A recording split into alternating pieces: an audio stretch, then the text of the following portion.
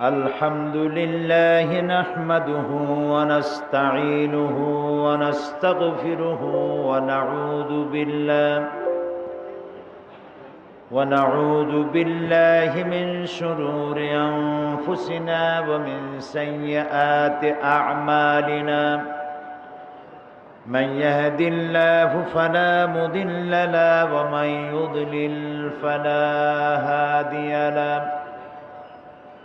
ونشهد أن لا إله إلا الله وحده لا شريك له ونشهد أن سيدنا وحبيبنا ومولانا محمدا عبده ورسوله الذي أرسله بالحق بشيرا ونذيرا وداعيا إلى الله بإذنه وسراجا منيرا فقد قال الله تعالى في كلامه المجيد وفرقانه الحميد أعوذ بالله من الشيطان الرجيم بسم الله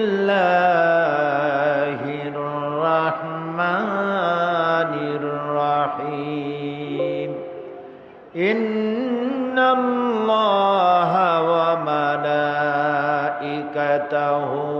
يصلون على النبي يا أيها الذين آمنوا صلوا عليه وسلموا تسليما اللهم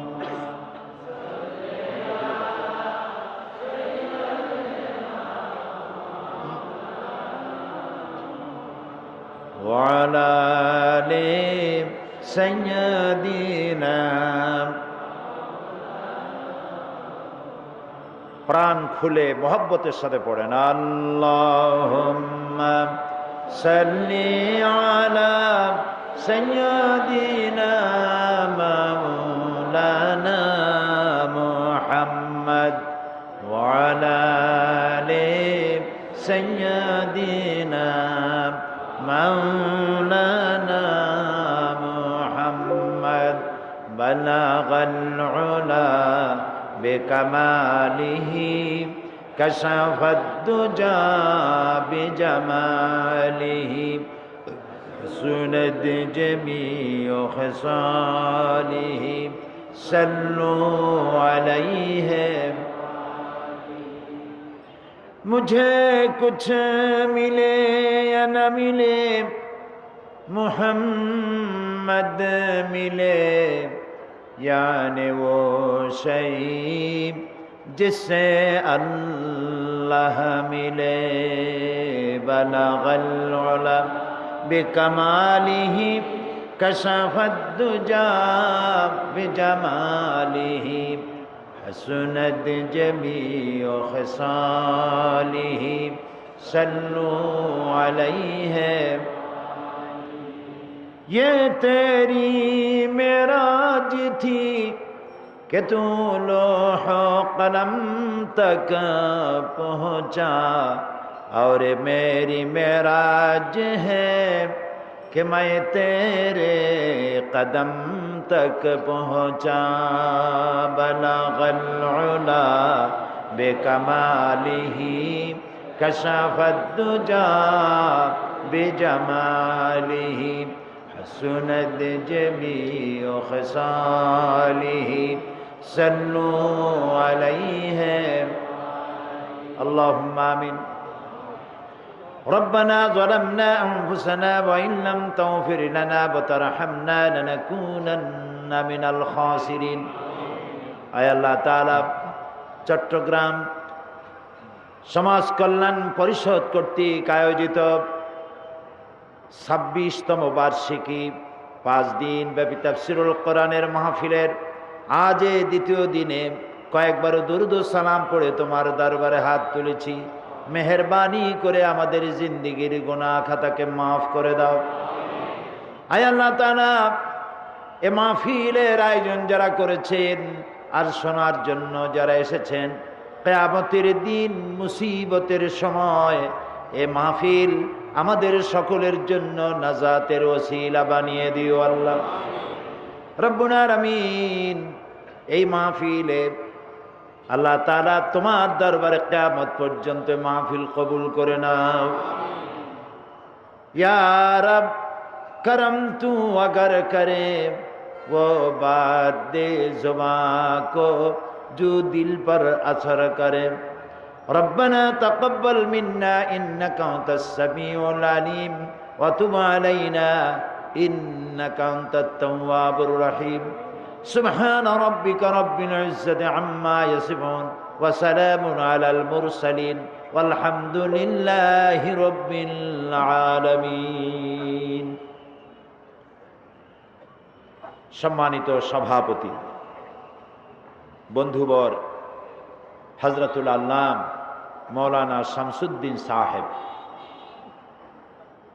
আল্লাহ তাআলা তাকে হায়াতে তাইয়্যিবা সেহাতে কুল্লিয়া দান করুন।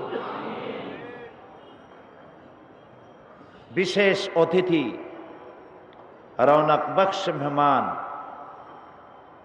আন্তর্জাতিক খ্যাতিসম্পন্ন আলেমে দ্বীন মুফাসসিরে কুরআন হযরতুল আল্লাম মৌলানা লুৎফুর রহমান সাহেব দামাত বরকাতুহুমুল আলিয়া, হাজারাত উলামায়ে কেরাম উপস্থিত, চট্টগ্রাম এবং বাংলাদেশের বিভিন্ন এলাকা থেকে আগত, পার্শ্ববর্তী দেশ থেকে আগত সম্মানিত ভাইয়েরা, পর্দার আড়ালের মা এবং বোনেরা, সুপ্রিয় সাংবাদিক বৃন্দ, আইন শৃঙ্খলায় নিয়োজিত বাহিনী, আসসালামু আলাইকুম ওয়া রাহমাতুল্লাহি ওয়া বারাকাতুহু। মহান আল্লাহ রব্বুল ইজ্জত ওয়াল জালাল, তার দরবারে শুকরগুজার হচ্ছি, যিনি চট্টগ্রামের ঐতিহ্যবাহী বীর চট্টলার ময়দানে এক এক করে করে 26টি বছর কোরআনে কারীমের আওয়াজ উচ্চকিত করেছেন। সেই মনিবের দরবারে নতশিরে শুকর আদায় করি, পড়ছি আলহামদুলিল্লাহ। রব্বানা লাকাল হামদ হামদান কাসীরান তাইয়্যিবান মুবারাকান ফীহি ইয়া রাব্বি লাকাল হামদু কামা ইয়ানবাগি লিজালালি ওয়াজহিকা ওয়া আযীমি সুলতানিকা। প্রাণ ভরে মনিবের শুকর আদায় করে নিলাম। তিনি দয়া করেছেন বলেই আসতে পেরেছি, তিনি দয়া করেছেন বলেই শোনার তৌফিক পেয়েছি। তিনি যদি দয়া না করতেন, বাছাই না করতেন, বলার এবং শোনার সুযোগ না দিতেন, আমরা আসতে পারতাম না, বলতেও পারতাম না। ঠিক না ভাই? সুতরাং সমস্ত প্রশংসা কার? আল্লাহ রাব্বুল আলামিনের। কোরআনে কারীমের মাহফিলের চাইতে শ্রেষ্ঠ মাহফিল আল্লাহর আকাশের নিচে জমিনের উপরে আর একটাও হতে পারে না। মাহফিল দুই রকমের হয়, জলসা দুই রকমের হয়। একটা হচ্ছে জলসায়ে রহমানি, আর একটা হচ্ছে জলসায়ে শয়তানি। একটা শয়তানের জলসা আর একটা রহমানের জলসা। শয়তানের জলসা হচ্ছে ওইগুলি যে জলসাগুলিতে মানুষকে অশ্লীল বানায়, পাপাচারে উদ্বুদ্ধ করে, মিথ্যে প্রতি আকৃষ্ট করায়, আল্লাহ থেকে দূরে সরিয়ে দেয়। এগুলি হচ্ছে শয়তানের মাহফিল। আর রহমানের মাহফিল হচ্ছে সেগুলি যেখানে আল্লাহ তাআলার প্রশংসা করা হয়, আল্লাহর কথা বলা হয়, রাসূলের কথা বলা হয়, যেখানে আল্লাহর জিকির করা হয়, এর থেকে শ্রেষ্ঠ মাহফিল আকাশের নিচে জমিনের উপরে আর একটাও হতে পারে না। কোরআন হচ্ছে মহাবিশ্বের মহাবিস্ময়। নবী করিম সাল্লাল্লাহু আলাইহি ওয়াসাল্লাম বলেছেন, লা তুহসা আজাইবুহু ওয়ালা তুবলা গারাইবুহু। এই কোরআন, এর আশ্চর্যকারিতা, বিস্ময়কারিতার কোনো শেষ নাই। এটা কোনো দিন পুরাতন হবে না, জীর্ণ হবে না। যত শুনবে তত নতুন মনে হবে। সুবহানাল্লাহ। এটা যদি নতুন না মনে হতো তাহলে ২৬ বছর একটা জায়গায় এত লোক, এগুলো কি আসতো? ২৬ বছর, কি মনে করেন আপনারা? এবং প্রত্যেক দিন তো লোক কমা দরকার ছিল কোরআনের কথা শুনতে। যদি একাধিক দিন কোথাও মাহফিল হয় তো লোক কি ক্রমান্বয়ে কমে না বাড়ে? কমে না বাড়ে? কারণ কি? পুরান পুরান কথা কয় সেই জন্য নাকি? কোরআন চির নতুন। সুবহানাল্লাহ। শোনা কথা আরো একবার যদি শোনে, আরো 10 বার শোনে, তারপরেও মোহাম্মত বাড়ে। সুবহানাল্লাহ। এর নাম হচ্ছে কোরআন। এটা বিজ্ঞানের মহা উৎস। জীবন পরিচালনার সকল নীতি দিয়ে সমৃদ্ধ করা হয়েছে কোরআনকে। জীবন পরিচালনা করতে যত নীতিমালা প্রয়োজন, সমস্ত নীতিমালার মূল নীতি কোরআনে কারিমের মধ্যে বিধৃত করা হয়েছে। এবং আল্লাহর প্রতি ঈমান আর পরকালে বিশ্বাস, এই দুটি জিনিসই প্রকৃতপক্ষে মানুষকে জবাবদিহিমূলক জীবন আচরণে তাকে বাধ্য করে। ইসলাম হালাল এবং হারামের একটি সীমারেখা নির্ধারণ করে দিয়েছে। সামাজিকতা, নৈতিকতা, লেনদেন সম্পর্কে বিধিবিধান দিয়েছে। আর এগুলি কার্যকর করার জন্য ইসলাম সামরিক বাহিনী ব্যবহার করে নাই, পুলিশ ব্যবহার করে নাই। মানুষের ঈমান এবং প্রত্যয় এগুলিকে মানতে বাধ্য করেছে। সুবহানাল্লাহ। পৃথিবীতে আইন প্রয়োগ করার জন্য গভর্নমেন্টকে যে কত খরচ করতে হয়, কত চেষ্টা করতে হয়, কত পুলিশ, কত আর্মি, কত বিডিআর কাজে লাগানো লাগে, তারপরেও আইন কার্যকরী করা খুবই কঠিন। কিন্তু ইসলামের আইন, কোরআনের আইন প্রতিষ্ঠা করতে এত কষ্ট হয় নাই, যেহেতু আল্লাহ রাব্বুল আলামিন একটি ভিন্ন তরজে, একটি ভিন্ন কায়দায় এই আইনগুলিকে কার্যকরী করেছেন। প্রথমে মানুষের জেহেন তৈরি করেছেন, তারপরে আইন প্রয়োগ করেছেন। একদিনই জাকাত আসে নাই, একদিনই নামাজ ফরজ হয় নাই, একদিনই হজ ফরজ হয় নাই, একদিনই মদের আইন, মদকে নিষিদ্ধ করা হয়নি। মানুষের মন মস্তিষ্ককে মোটিভেশন করা হয়েছে, তার জেহেন তৈরি করা হয়েছে, তার মেন্টালিটি তৈরি করা হয়েছে, তারপরে আইন দেওয়া হয়েছে। হাদিস শরীফে এসেছে, নবী করিম সাল্লাল্লাহু আলাইহি সাল্লামের জামানায় এক মহিলা এসে রাসূলকে বলছেন, ইয়া রাসূল আল্লাহ, আমি জেনা করে ফেলেছি। নওজুবিল্লাহ। তিনি চেহারা ঘুরিয়ে ফেললেন। মহিলা এদিকে এসে বললেন, হে রাসূল, আমি জেনা করেছি। রাসূল আবার চেহারা আরেক দিকে ফেরালেন। মহিলা এসে বলল যে আমি জেনা করেছি। কয়বার বলা হলো? রাসূলুল্লাহ জিজ্ঞেস করলেন, তুমি কি চাও? মহিলা বললেন, হে রাসূল, আমি তো শয়তানের ওয়াসওয়াসায় পড়ে কামটা করে ফেলেছি। আমি দুনিয়ার শাস্তি, কোরআনের যে শাস্তি আছে সেই শাস্তি ভোগ করতে চাই। কিয়ামতে জাহান্নামের আগুন আমি সহ্য করতে পারবো না। রাসূলুল্লাহ বললেন, তুমি কি জেনা কর্তৃক গর্ভবতী হয়েছো? সে বলল যে হ্যাঁ তাই। তিনি বললেন, তোমার উপরে এখন হজ জারি করা যাবে না, কারণ তুমি অপরাধ করেছো। তোমার গর্ভস্থিত সন্তান তো কোনো অপরাধ করেনি। তুমি চলে যাও, ডেলিভারির পরে তুমি ফিরে এসো। শুনতেছেন কথা? মহিলা চলে গেলেন। রাসূলুল্লাহ তার পেছনে গোয়েন্দা বিভাগের লোক লাগালেন না, তার নামে মামলা ফাইল করলেন না, তার পেছনে কোনো পুলিশ লাগালেন না। মহিলা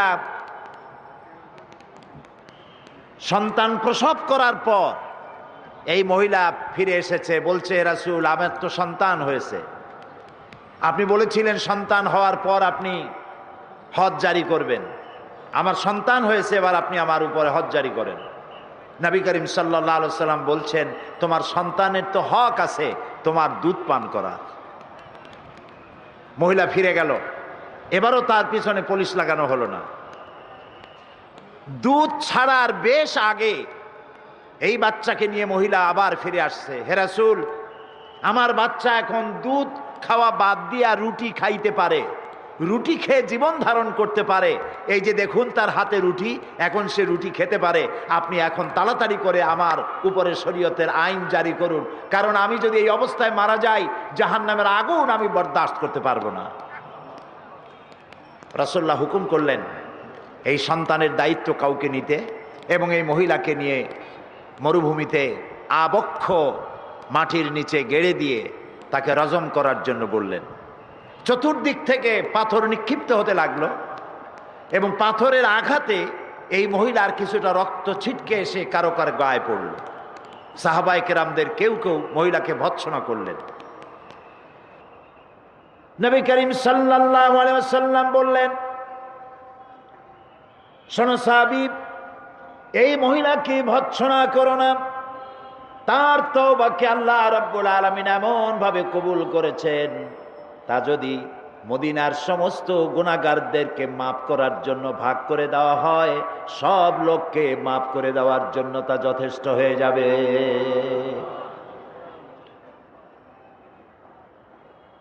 এই হাদিস আমি এই জন্য শোনালাম, ইসলাম আইন প্রয়োগ করার জন্য বল প্রয়োগ করেনি, সেনাবাহিনী এবং পুলিশ ব্যবহার করেনি।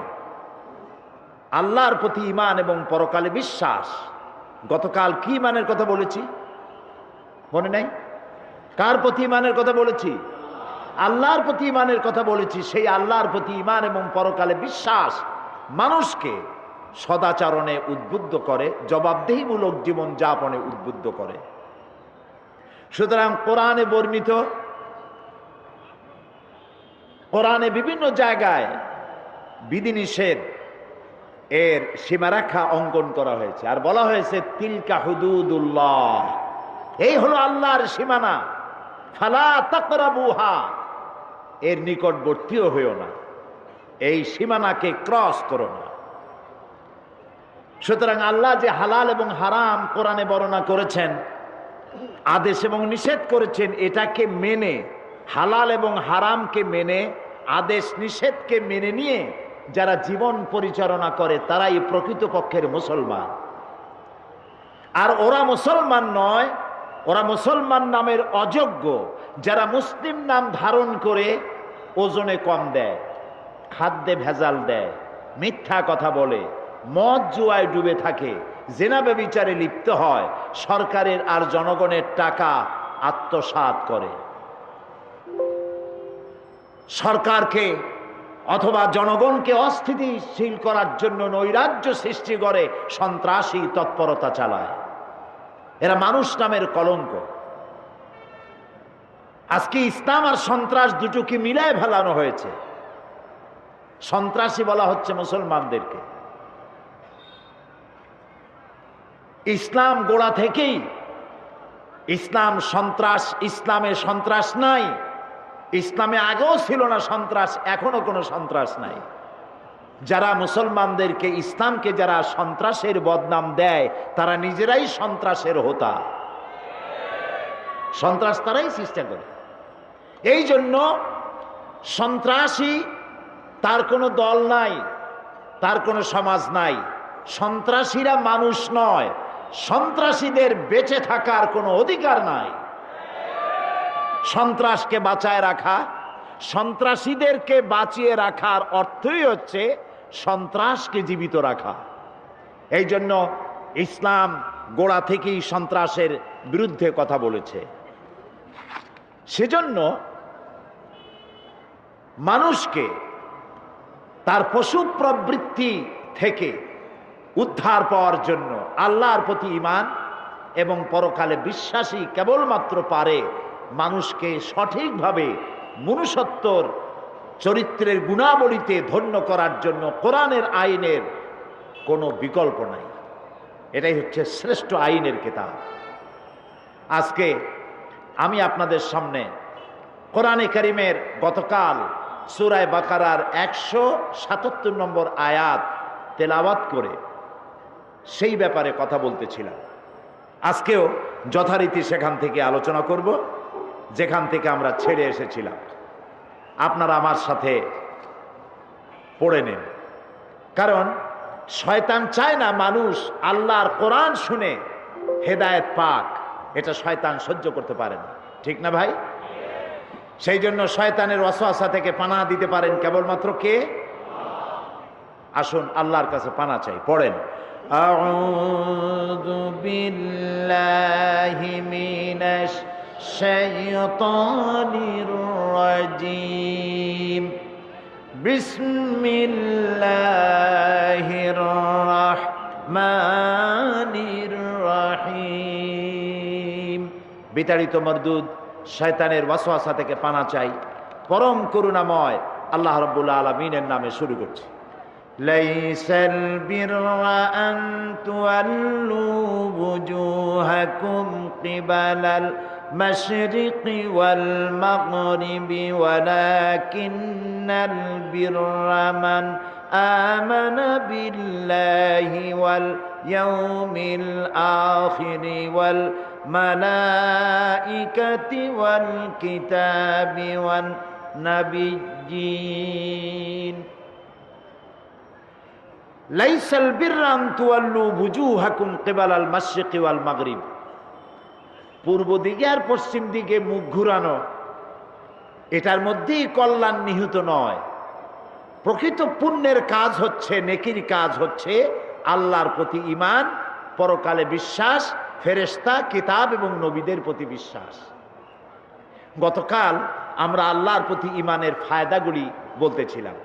আজকে আলোচনা করব আখিরাতের প্রতি ঈমান, এবং এই আলোচনাগুলি আল্লাহ যদি ইচ্ছে করেন আমাদের হেদায়েতের জন্য যথেষ্ট হতে পারে। আমরা বলি আমিন, সবাই বলি আমিন। পরকাল, আমরা সাধারণত দুইটি কালে বিশ্বাসী, দুই জগতে বিশ্বাসী, ইহজগৎ আর পরজগৎ, ইহকাল আর পরকাল। আখিরাতের প্রতি ঈমান আনার অর্থই হলো যে মানুষের জন্ম এক বিশেষ উদ্দেশ্যে হয়েছে, সে এক দায়িত্বশীল সত্তা, তাকে এক পূর্ণাঙ্গ জীবন ব্যবস্থা দেওয়া হয়েছে, সে অনুযায়ী তাকে আমল করার দায়িত্ব দেওয়া হয়েছে, এবং তা পরিত্যাগ করে ইচ্ছামতো জীবন যাপন করতে পারবে না। এক কথায়, যেই ব্যক্তি পড়েছেন লা ইলাহা ইল্লাল্লাহু মুহাম্মাদুর রাসূলুল্লাহ, জোরে পড়েন, লা ইলাহা ইল্লাল্লাহু মুহাম্মাদুর রাসূলুল্লাহ। কোন ইলাহ নাই আল্লাহ ছাড়া, উপাস্য নাই, মাবুদ নাই, মুহাম্মদ সাল্লাল্লাহু আলাইহি ওয়াসাল্লাম আল্লাহর রাসূল। এই কথা যারা ঘোষণা করলো তাদের জীবনকে তারা দুইটা ভাগ করতে পারবে না। এক ভাগে আল্লাহর কথা মানবো, আর এক ভাগে নিজের ইচ্ছা মতো চলবো। নামাজ, রোজা, হজ, যাকাত আল্লাহর কথা মতো, অর্থনীতি, সমাজনীতি, রাষ্ট্রনীতি আর একজনের কথা মতো। জীবনকে দ্বিধা বিভক্ত করার কোনো এখতিয়ার কোনো মুসলমানকে দেওয়া হয় নাই। আর মনে রাখতে হবে, যে ব্যক্তি মুসলমান তাকে কোরআনের আইন মেনে চলতে হবে। এখানে যা হালাল করেছে তাই গ্রহণ করতে হবে, যা হারাম করেছে তা বর্জন করতে হবে, যা আদেশ করেছে তা মানতে হবে, যা নিষেধ করেছে তার থেকে ফিরতে হবে। এই কাজ যারা করে তাদের নাম মুসলমান। জোরে বলেন, তাদের নাম মুসলমান। এর বিপরীত যারা, তাদের পরিচয় হচ্ছে মুনাফিক। এর বিপরীত যারা মুসলমান নামধারী, এর বিপরীত যারা, তাদের পরিচয় কি? মুনাফিক। মানুষের জীবন পরকালের আলোচনা করতে গিয়ে একটা ভূমিকা দেওয়া দরকার, তা না হলে বুঝে আসবে না। মানুষের জীবন মৃত্যুর সাথে সাথে শেষ হয়ে যায় না, মৃত্যুর সাথে আরেকটি জীবন আছে, ওই জীবনে আমাদের সকলকে উঠতে হবে। প্রিয় ভাই, সব মানুষ তো জীবন দিতে পারে, অর্থ দিতে পারে, সব দিতে পারে, কিন্তু নিজের মা বাপের ধর্ম পরিত্যাগ করা মানুষের পক্ষে সহজ না কঠিন? বলেন সবাই, সহজ না কঠিন? নবী করিম সাল্লাল্লাহু আলাইহি ওয়াসাল্লাম যখন ইসলামের দাওয়াত দিলেন, তখন কাফেরেরা নিজেদের বাপ মায়ের 14 গোষ্ঠীর ধর্ম পরিত্যাগ করে ইসলামে এসেছিলেন। এটা কি রসুল জাদু করেছিলেন? নাউজুবিল্লাহ, জাদু করেন না। তিনি তাদেরকে এই কথাটা বুঝাতে সক্ষম হয়েছিলেন যে এই জীবন শেষ নয়, তোমাদের সকলের মৃত্যু হবে, আমরা সবাই মরে যাব, এই মৃত্যুর পর আরেকটা জীবন আসবে, ওই জীবনে এই জীবনের প্রত্যেকটি কাজ এবং কথার হিসাব আল্লাহর দরবারে দিতে হবে, এই কথা বুঝাতে রাসূল সক্ষম হয়েছিলেন। সুবহানাল্লাহ। সেই জন্য এই পৃথিবী একদিন শেষ হয়ে যাবে, আমরা মরে যাব, এই পৃথিবী একদিন শেষ হয়ে যাবে, তারপরে নতুন এক জীবন আসবে। কোরআনের পরিভাষায় সেদিনের নাম কিয়ামত, সেই দিনের নাম আখিরাত। প্রিয় ভাই সব, এইটার নাম কোরআন শরীফ। এর নাম কি? এর মধ্যে কয়টা পারা আছে? 30 পারা। 30 পারা কোরআন শরীফের ভেতরে আল্লাহ তাআলা পরকালের জীবন সম্পর্কিত যত কথা বলেছেন, যেমন মৃত্যু, কবর, হাসর, মিজান, সিরাত, শাফাত, জাহান্নাম, জান্নাত, অর্থাৎ পরকাল সম্পর্কিত যত কথা আল্লাহ কোরআন শরীফে বলেছেন তা সব যদি এক জায়গায় করা হয় তাহলে 10 পারা কোরআন শরীফের সমান হবে। তার মানে গোটা কোরআনের 1/3 পরকালের কথা বলা হয়েছে। একটি মানুষ ভালো হওয়ার জন্য যে আয়াতটি আমি বাছাই করেছি আপনাদের শোনাবার জন্য, এই একটি লম্বা আয়াতের ব্যাখ্যা যদি আমরা আমল করতে পারি, গ্রহণ করতে পারি, দুনিয়ায় সার্থক জীবন, পরকালে জাহান্নাম থেকে আল্লাহ মুক্তি দিবেন। আমরা বলি আমিন। আখিরাতের উপরে ঈমান আনার কারণেই মানুষের জীবন সুন্দর হতে পারে এবং জীবন সুষম হতে পারে। পরকাল হবার একটি যুক্তি এভাবে দেওয়া যায়, বহুত যুক্তি আছে, তা আমি দেব না, এক কথায় বলি। সারা বছর ব্যবসা করার পর যেমন হিসাবের জন্য একটা দিন আসে, সারা বছর পরীক্ষা দেওয়ার পর, লেখাপড়া করার পর পরীক্ষা দেওয়ার যেমন একটি সময় আসে, অনুরূপভাবে এই পৃথিবীতে জীবনকাল শেষ হয়ে যাওয়ার পর একটি সময় আসবে, যেই সময়টার নাম হলো কিয়ামত, যেই সময়টার নাম হলো আখিরাত। এই কিয়ামত কবে হবে এটি প্রশ্ন।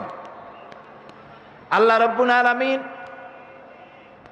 কিয়ামতের কথা বলেছেন, ইন্নাল্লাহা ইনদাহু ইলমুস সাআহ ওয়া ইউনাজ্জিলুল গায়সা ওয়া ইয়ালামু মা ফিল আরহাম وما تدري نفس ماذا تكسب غدا وما تدري نفس بأي أرض تموت إن الله عليم خبير إن الله عنده علم الساعة নিশ্চয়ই কিয়ামত কবে হবে এ জ্ঞান আল্লাহর কাছে। এ জ্ঞান কার কাছে?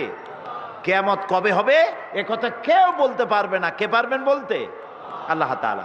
এখানে আল্লাহ তাআলা 5টি জ্ঞানের কথা বলেছেন, যে 5টি বিষয় আল্লাহর নলেজে রয়েছে। অসংখ্য জিনিস আল্লাহর নলেজে, সবই আল্লাহর নোটিশে। আল্লাহ তাআলা এখানে 5টি কথা বলছেন। কিয়ামত কবে হবে এটা আল্লাহ তাআলা জানেন। ওয়া ইউনাজ্জিলুল গায়স, আর বৃষ্টি বর্ষণ কবে কখন হবে এটাও আল্লাহ বলতে পারেন কখন হবে।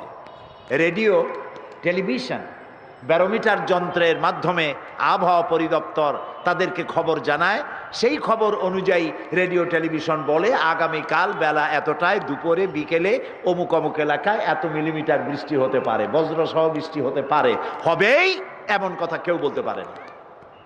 বৃষ্টির আসল জ্ঞান কার কাছে? আল্লাহ তাআলার কাছে। ওয়ায়ালামু মা ফিল আরহাম, আর মায়ের পেটে কি আছে সেটা কে জানে? আল্লাহ তাআলা জানে। এখানে কেউ কেউ আবার একটুখানি বিভ্রান্তির মধ্যে পড়ে গেছেন। কেউ কেউ বলেন, প্রশ্ন করেছেন, ওয়ায়ালামু মা ফিল আরহাম, মায়ের পেটে কি আছে জানে আল্লাহ, কিন্তু ডাক্তাররাও তো জানে। ডাক্তাররাও বলে দিতে পারে যে মায়ের পেটের মধ্যে ছেলে আছে না মেয়ে আছে। বিষয়টা কিন্তু তা না। ওয়ায়ালামু মা ফিল আরহাম, মায়ের পেটে কি আছে আল্লাহ জানে। তার মানে হচ্ছে মায়ের পেটে যে সন্তান আছে এই সন্তান ভাগ্যবান না হতভাগ্য, সে দুনিয়ায় ভালো কাজ করবে না খারাপ কাজ করবে, সে কি গরিব হবে নাকি ধনী হবে, সে কি পৃথিবীতে ভালো কাজ করে কিয়ামতে জান্নাতে যাবে না খারাপ কাজ করে জাহান্নামে যাবে। তার জীবনের সব কিছু জানতে পারেন একমাত্র কে জানে? আল্লাহ রাব্বুল আলামিন। ওয়ামা তাদরি নাফসুম মাযা তাকসিবু গাদা, আর কেউ জানে না আগামীকাল সে কি কামাই করবে। ওয়ামা তাদরি নাফসুম বিআইয়ি আরদিন তামুত, আর কেউ জানে না, কোন নফস জানে না কোন দেশে কোন মাঠে কখন কোথায় তার মৃত্যু হবে, কেউ জানে না। ইন্নাল্লাহ আলিমুন খাবীর, এ সব কিছুই একমাত্র আল্লাহ তাআলা পরিজ্ঞাত, তিনি সব জানেন। নবী করিম সাল্লাল্লাহু আলাইহি সাল্লামের কাছে প্রশ্ন হতো, ইয়াসআলুনাকা আনিস সাআতি আইয়ানা মুরসাহা, আপনাকে তারা জিজ্ঞেস করে কিয়ামত কবে হবে। বলে দিন এর খবর তো কেবলমাত্র আল্লাহ তাআলাই জানেন। এ খবর বান্দার কাছে দেওয়া হয় নাই, পরকালের খবর কেবলমাত্র আল্লাহ তাআলাই সুস্পষ্টভাবে জানেন। ইয়াসআলুনাকা الساعة أيان مرساها فيما أنت من ذكراها إلى ربك منتهاها, তারা আপনাকে জিজ্ঞাসা করে কিয়ামত কবে হবে, এর বর্ণনার সাথে আপনার কি সম্পর্ক। এর চূড়ান্ত জ্ঞান তো আপনার রবের, আপনার রব আল্লাহ ছাড়া কিয়ামত কখন হবে কেউ জানে না। একমাত্র আল্লাহ রাব্বুল আলামিন, তার কাছেই রয়েছে কিয়ামতের জ্ঞান, কবে সেই পরকাল হবে। তবে এই পরকাল সম্পর্কিত কতগুলি নজির দৃষ্টান্ত আল্লাহ তাআলা দেখিয়ে দিয়েছেন। কিয়ামতের আগমন হঠাৎ করে ঘটলেও তার পূর্বে কিছু আলামত নিদর্শন প্রকাশিত হবে, এ ব্যাপারে কোরআনে কারীমে আল্লাহ তাআলা বলছেন, فهل ينظرون إلا الساعة أن تأتيهم بغتة فقد جاء أشراطها, তারা কি শুধু এই অপেক্ষায় রয়েছে যে কিয়ামত তাদের নিকট হঠাৎ এসে পড়ুক। বস্তুত কিয়ামতের লক্ষণ সমূহ তো এসেই পড়েছে। সুতরাং কিয়ামত এসে পড়লে তারা উপদেশ যেন গ্রহণ করে। কিয়ামতের কতগুলি লক্ষণ আছে। বুখারী শরীফের হাদিসের মধ্যে কিয়ামতের 7টি ছোট লক্ষণ আর 5টি বড় লক্ষণ বলা হয়েছে। শর্ত, সিমটম, লক্ষণ। ছোট ছোট লক্ষণ হলো, 1, ইলমের ঘাটতি হবে, অজ্ঞতার বিস্তৃতি হবে, অর্থাৎ দ্বীনি ইলম এর ঘাটতি হবে, অজ্ঞতার বিস্তৃতি হবে। নবী করিম সাল্লাল্লাহু আলাইহি ওয়াসাল্লামের একটি হাদিস এখানে এরকম আছে। হযরত আলী রাদিয়াল্লাহু তাআলা আনহু হাদিসটি বর্ণনা করেছেন, ইউশিকু আন ইয়াতিয়া জামানুন লা ইয়াবকা মিনাল ইসলামে ইল্লা ইসমুহু ওয়া লা ইয়াবকা মিনাল কুরআনে ইল্লা রাসমুহু। নবী করিম সাল্লাল্লাহু আলাইহি ওয়াসাল্লাম বলেছেন, এমন একটি অতি তাড়াতাড়ি এমন একটা সময় আসবে যখন ইসলামের নাম ব্যতিরেকে আর কোনো জিনিস থাকবে না। সব জায়গায় ইসলাম ব্যবহার করা হবে, কিন্তু সেখানে ইসলাম থাকবে না। নাম ইসলামিয়া কলেজ, কিন্তু ইসলাম পড়ানো হবে না। নাম ইসলামী স্টোর, কিন্তু ইসলাম অনুযায়ী দোকান পরিচালনা করা হবে না। নাম আছে ইসলাম, ইসলামের শুধু ব্যবহার চলবে, কিন্তু ইসলামের কার্যকারিতা সেখানে থাকবে না। আর অজ্ঞতা, জেহালাত বিস্তৃতি হবে। অর্থাৎ কোরআনের ইলম যেখানে নাই সেখানেই জেহালাত হবে, এটাই স্বাভাবিক। ইসলাম সর্বপ্রথম আল্লাহ তাআলা নবীর কাছে যে জ্ঞানটা দিয়েছিলেন, যে হুকুমটা করেছিলেন, সেটি নামাজ ছিল না, রোজা ছিল না, হজ ছিল না, যাকাত ছিল না, সেটি ছিল ইকরা, পড়ো পড়ো পড়ো। যত পড়বে তত জ্ঞান বাড়বে। সুতরাং না পড়ার কারণে মানুষ বিভ্রান্ত হচ্ছে, আর এই বিভ্রান্ত হয়ে ইবাদতের বিকল্প অন্য কিছু তৈরি করছে, আল্লাহর বিকল্প তৈরি করছে, অন্যের কাছে সাহায্য চাচ্ছে। যেমন একটি কথা এখনই মনে পড়ল, আপনারা কি বলতে পারেন নামাজের বিকল্প কিছু আছে? নামাজের বিকল্প কোন ইবাদত আছে? রোজার বিকল্প কোন ইবাদত আছে? হজের বিকল্প কোন ইবাদত আছে? কিন্তু ইদানিং গ্রামে গঞ্জে কথা ছড়িয়ে পড়েছে, টঙ্গী যে বিশ্ব ইজতেমা হয়, এইখানে যদি 3 বার কেউ যায় তাহলে একটি হজের সওয়াব হয়ে যায়। বলেন নাউজুবিল্লাহ, বলেন নাউজুবিল্লাহ। এই কথা তাবলীগের কোন মুরব্বী বলে না, এই কথা তাবলীগের কোন আলেমেরা বলে না, কিন্তু এই কথাটি কেমনে কেমনে ছড়িয়ে গেছে আর বলতেছে হজের পরেই দ্বিতীয় বৃহত্তম মুসলিম সমাবেশ। এবছর কয়েকজন আলেম আমাকে বলেছেন তারা নিজের চোখে দেখেছেন কয়েকজন লোককে ইহরাম পরা অবস্থায় টঙ্গীতে। ইন্না লিল্লাহি ওয়া ইন্না ইলাইহি রাজিউন। কত বড় মারাত্মক জাহালাত! লক্ষ লক্ষ লোক এক জায়গায় হয়েছে, তাতে কি হয়েছে? এখানেও তো লক্ষ লক্ষ লোক হবে, তাতে হয়েছে কি? প্যারেড ময়দান কি দোয়া কবুলের জায়গা? এখানে কবুল হইতেও পারে, নাও হইতে পারে। আরাফাতের সাথে তুলনা করা, পৃথিবীতে 150 কোটি মুসলমান, এই 150 কোটি মুসলমান যদি কোনো একটা মাঠে একত্রিত হয় তাহলে তা কি আরাফাতের ময়দানের 1 ইঞ্চি জমিনের বরাবর হবে? কোথায় আরাফাত আর কোথায় টঙ্গী? আরাফাতে তো আল্লাহ ডাকছেন, আরাফাতে কে ডেকেছেন বলেন জোরে? সেখানে হাজিরা দেওয়া বিত্তশালী লোকদের জন্য ফরজ। আরাফাতের ময়দান সেই ময়দান যেখানে